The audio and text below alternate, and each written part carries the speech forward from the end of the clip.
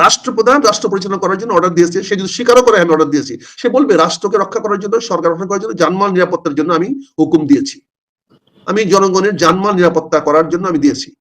এখানে কাউন্টারটা কি আসবে দেখেন। বিবিসি নিউজ করেছে আগস্ট মাসে কি কি হয়েছে, 5ই আগস্টে যাত্রাবাড়িতে কি হয়েছে। অনেকে বলছেন যে এগুলো জানা ঘটনা বিবিসি রিপিট করেছে। আর শেখ হাসিনা একটা কল রেকর্ড 6-7 সেকেন্ড। আপনি সেনাবাহিনীতে ছিলেন, সেনাবাহিনী একটা সুশৃঙ্খল বাহিনী এবং নিরাপত্তার ইস্যু অনেক কিছু আপনারা জানেন বুঝেন।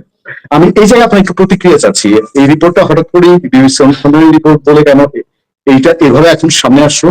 আর এই রেকর্ডটা আগেই ফ্লাশ হয়েছে। বিবিসির এই রিপোর্টটা নিয়ে শেখ হাসিনার ছেলে সজীবদের জয় বলছেন যে এটা আরো আগে 16 সালের একটা কল রেকর্ড। আপনি ওভারঅল যদি আমাকে একটা প্রতিক্রিয়া জানাতেন। দেখেন, এগুলো রাষ্ট্রপ্রধানদের এই বক্তব্য দিয়ে সাধারণ কোর্টে এগুলোর মুখরোচক রূপবানের গান শোনানো যায়, ওয়াজে যেমন আমরা অনেক বড় বড় বক্তৃতা দিই সেটা শোনা যায়, কিন্তু বাস্তবে এইগুলো দিয়ে কি হবে? শেখ হাসিনা বলছে অর্ডার দিতে, অর্ডার দিবে না, রাষ্ট্রপ্রধান সরকার প্রধান অর্ডার দিবেই তো। ইয়াহিয়ার বিচার করতে পারছি আমরা? ইয়াহিয়ার অর্ডার দেয় নাই।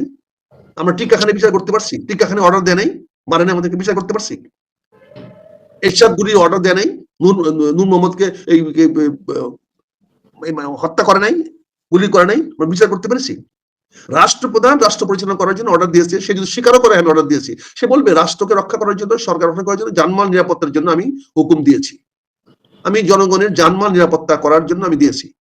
এখানে কাউন্টারটা কি আসবে দেখেন। আপনি যদি দেখেন যে টেলিভিশনের ছবি দেখাচ্ছেন, আপনি সেখানে তো বিবিসি কত চালাকি করে আজ মানে সত্য খবর দিচ্ছে, পুলিশ গুলি মারতে দেখাচ্ছে, আবার আমাদের হাতে অস্ত্র, আমাদের হাতে লাঠি, আমাদের হাতে ঢিল, আমরা ঢিল মারতেছি সেটাও দেখাচ্ছে। আমি যদি পুলিশের উপরে ঢিল মারি, পুলিশ আমাকে কি চুমা দিবে? আমি কি পুলিশকে চুমা দেওয়ার জন্য রাখছি? এই পুলিশের কাছে অস্ত্র দিয়েছে কি আমাকে চুমা দেওয়ার জন্য? পুলিশ রাখলাম কেন? এখন যেন পুলিশ ইনএফেক্টিভ কেন? এখন পুলিশ দায়িত্ব পালন করতে পারছে না কেন? কারণ পুলিশকে অ্যাকশনে যেতে দিচ্ছে না। এখন যদি কোনো কারণে পুলিশ অ্যাকশনে যায়, তাহলে তো একইভাবে আমার প্রধান উপদেষ্টা ফেসে যাবেন। উনি যদি আজকে বলেন যে কোনো মূল্যে আপনি আইন রক্ষা করতে যান, করেন, তখন কি হবে? এটাও তো ওনার জন্য বুমেরাং হয়ে দাঁড়াবে। কাজেই শেখ হাসিনাকে ফাঁসি দেওয়া আইন করে হবে না, আদালত দিয়ে ফাঁসি হবে না, এটা হয় না, কোনো রাষ্ট্রে হয় না, এই পর্যন্ত হয় নাই। তাকে ফাঁসি দিতে হইতো ওই পল্টনে দাঁড় করাইয়া, তাকে ফাঁসি দিতে হতো ওই দিন আটকায় হেলিকপ্টারকে রেখে দিয়া, ওইটা করতে পারতেন তাহলে হতো। আর এখন তাকে যত ফাঁসি দিবেন তত সে বড় নেতা হবে, সে মানবতার পক্ষে নেতা হবে।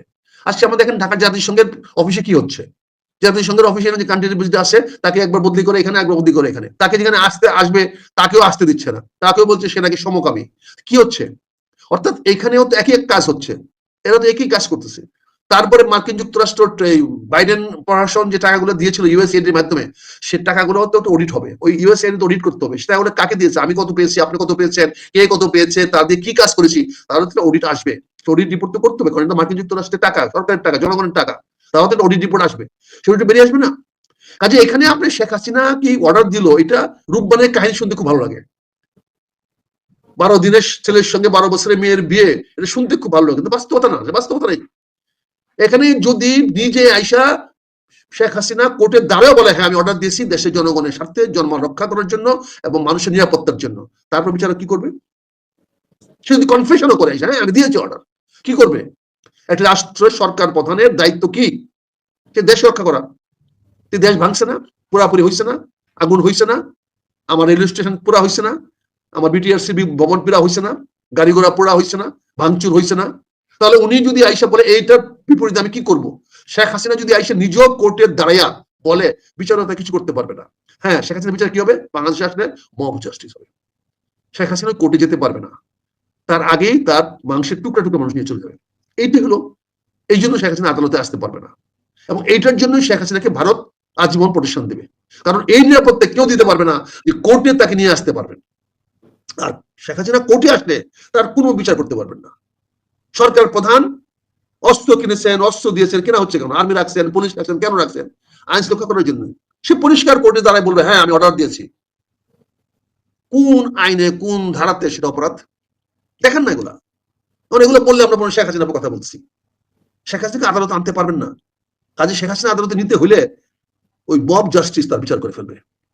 এটাই হচ্ছে পয়েন্ট, এটাই হচ্ছে যে লজিক্যাল যে বিষয়গুলো পয়েন্টে ধরলে পরে অনেকেই বলছে যে আওয়ামী লীগের পক্ষের লোক বা শেখ হাসিনার পক্ষে, কিন্তু তারা যেভাবে যা করছে। আজকে দেখেন আপনি আইজি সাহেবকে রাষ্ট্রপতি বানিয়েছেন, হোয়াট এ ফানি, আইজিপি রাষ্ট্র কিন্তু হবেই, তার যান বাঁচানোর জন্য সে যদি বলে যা খুশি তা বলবে, তো এগুলো নাকি শেখ হাসিনা ফাঁসি দিতে পারবেন?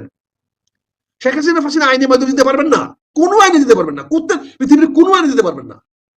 আর তাকে মব জাস্টিসে তাকে ছিন্ন ভিন্ন করে ফেলতে পারবেন, তার অস্তিত্ব তার থাকবে না। কোনো আর্মিও শেখ হাসিনাকে বাংলাদেশের কোনো কোর্টে হাজির করাতে পারবে না, কোনো সেনা বাহিনী বলবে না আমরা কোর্টে হাজির করার নিশ্চয়তা দিচ্ছি। হাজার হাজার মানুষ ঝাঁপায় পড়বে শেখ হাসিনার উপরে, ঝাঁপায় পড়বে, গুলি করে পাখির মতো গুলি করে মানুষ মারতে পারবেন না, শেখ হাসিনাকে মানুষ মেরে ফেলবে। এইটি হলো বাস্তবতা, এইটি হলো সত্যতা। এখন এইটাকে ফেস করার জন্য শেখ হাসিনা আসতে চাইবে, ইন্ডিয়া দিবে না, জাতিসংঘ দিবে না, যে না আপনার জীবন বিপন্ন হবে। এই দেশের পুলিশ বলবে না আমি তার নিরাপত্তা দিতে পারবো না, এই দেশের পুলিশই বলবে, বর্তমান পুলিশের আইজি বলবে যে আমি ওনাকে আদালতে নিরাপত্তা দিতে পারবো না। ইউনূস সরকার নিজে বলবে আমি শেখ হাসিনাকে আদালতে হাজির করা নিরাপত্তা দিতে পারবো না।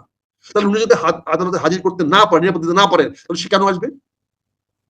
আমিও যদি হয়, আপনিও যদি হন, আদালতে যাওয়ার নিরাপত্তা দিতে হবে, সে নিরাপত্তা দিতে পারবে। এগুলা সব শেখ হাসিনার পক্ষে যাচ্ছে, ফেভারে যাচ্ছে।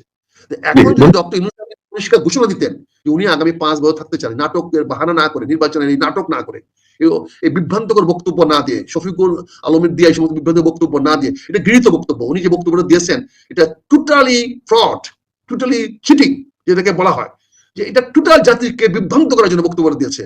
আমি এটাকে কন্ডেম করি, আমি এটাকে তীব্র প্রতিবাদ জানাচ্ছি। এই শফিকুল আলমের এই বক্তব্যের আমি তীব্র প্রতিবাদ জানাচ্ছি, আমি ক্ষোভ প্রকাশ করছি। এটা তার করা উচিত হয় নাই। প্রধান উপদেষ্টা অফিস থেকে এরকম বিভ্রান্তিকর বক্তব্য আসা উচিত হয় নাই। তাতে যদি আমাকে শিরোচ্ছেদ করতে হয় করেন, কিন্তু আমি বারবার বলবো শফিকুল আলম এই দেশের জনগণের সঙ্গে প্রতারণা করছে, বিভ্রান্ত ছড়াচ্ছে, দেশটাকে অশান্তির দিকে নিয়ে যাচ্ছে, দেশটাকে হটকাইতে দিয়ে নিয়ে যাচ্ছে, দেশটাকে একটা গৃহযুদ্ধের দিকে নিয়ে যাচ্ছে। Thank you very much. অনেক অনেক ধন্যবাদ বিজয় আপিল রঞ্জন। নিশ্চয়ই আরো দেখা হবে আমাদের দর্শকের পক্ষ থেকে। আবার আপনাকে স্বাগত এবং শুভেচ্ছা জানাচ্ছি। ধন্যবাদ আপনাকে, ধন্যবাদ আপনার মাধ্যমে অপর দর্শক থেকে। ভাই কিছু মনে করেন না, সময়ের প্রয়োজন আমাদের কথা বলতে।